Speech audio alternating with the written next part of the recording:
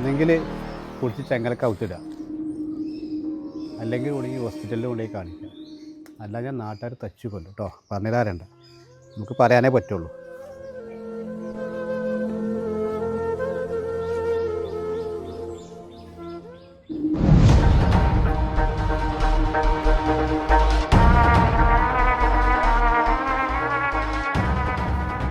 കഴിയുവാണ് അവിടെ നിന്നോ, ആളുടെ മരുന്ന് പിടിച്ചാൽ അവിടെ നിന്നോ, നാട്ടുകാർ തച്ചുകൊല്ലാൻ നടക്കുന്നുണ്ട്. അതൊക്കെ കൂടെ തലേ കയറ്റാൻ കഴിയും.